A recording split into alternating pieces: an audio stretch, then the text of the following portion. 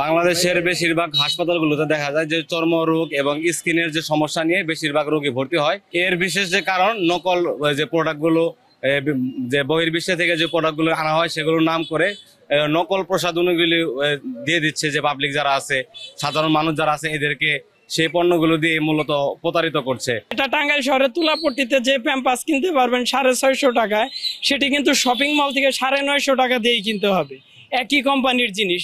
এরকম প্রতিটি জিনিসের দামই কিন্তু শপিং মলগুলি বা শপিং সেন্টারগুলি যে আছে এগুলায় দাম বেশি নিতেছে। বরাবরই তারা আমাদের মতো সাধারণ ক্রেতাদের ঠকিয়ে আসতেছে। আর বিভিন্ন ব্র্যান্ডের পণ্য যারা ব্যবহার করি, যে এই দেশে সিঙ্গাপুর, থাইল্যান্ড, মালয়েশিয়া বা আমেরিকান বিভিন্ন স্প্রে, বডি স্প্রেগুলি আসলেও কি এগুলা ওই উন্নত দেশগুলির বডি স্প্রে নাকি মেড ইন জিঞ্জিরা, এটা কিন্তু কেউ চিন্তাও করতে পারি না। বড় শপিং মল এসি রুম থেকে কিনি বেশি দাম দিয়ে স্বাচ্ছন্দ্য বোধ করি যে এটা অরিজিনাল। আসলে কিন্তু বেশিরভাগই এগুলা প্রতারণা করতেছে আমাদের সাথে, এগুলা বেশিরভাগই মেড ইন জিঞ্জিরা।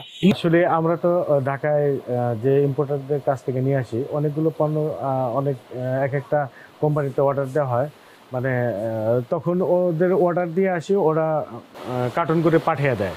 এখন আমরা নিশ্চিত করব এরপর আর এরকম আমরা করব না আর কি। আমরা যেগুলো পণ্যর ইম্পোর্ট সিল থাকবে সেগুলোই আমরা বিক্রি করব। জাতীয় ভোক্তা অধিকার সংরক্ষণ অধিদপ্তর টাঙ্গাইল এবং বাংলাদেশ সেনাবাহিনী, বাংলাদেশ পুলিশ যৌথভাবে গতকাল রাত 10টার দিকে গোপন সংবাদের ভিত্তিতে আমরা তাহের পেট্রোল পাম্প, যেটা রাবনা বাইপাসে অবস্থিত, সেখানে আমরা জানতে পারি যে তারা এলপিজি বিভিন্ন ব্র্যান্ডের সিলিন্ডারে ভরে বাজারজাত করছে।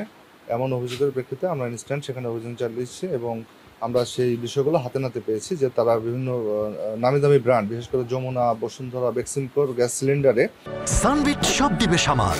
সানবিট ম্যাজিক প্রেস ডিশওয়াশিং এর মাথা ঘোরানো সলিউশন। তারা এলপিজি ভরে এটা বাজারজাত করে আসছিল দীর্ঘদিন ধরে। আমরা সেই বিষয়টি হাতে নাতে ধরি এবং ভোক্তা অধিকার আইন অনুযায়ী তাদেরকে আমরা 2,50,000 টাকা জরিমানা করেছি এবং ভবিষ্যতে তারা এটা করবেন না এমন মুচলেখা দিয়েছেন। আর আজকে আমরা সকালে 9:30 থেকে টাঙ্গাইল শহরে অবস্থিত সাত্তার শপিং মলে এখানে আমাদের কাছে বেশ কিছু তথ্য ছিল এবং সেই তথ্যের ভিত্তিতে আমরা এখানে বাংলাদেশ সেনাবাহিনী এবং পুলিশের সহযোগিতায় আমরা অভিযান পরিচালনা করি এবং এখানে এসে আমরা বিশেষ করে যে প্রসাধনীর যে বাজার, এইটাতে আমরা বিভিন্ন অনিয়ম পেয়েছি। তারা বিভিন্ন দেশ থেকে যে ইম্পোর্টারের কথা বলে বিভিন্ন নিম্নমানের প্রসাধনী তারা এখানে সংগ্রহ করেছেন এবং বিক্রয়ের জন্য প্রদর্শন করেছেন।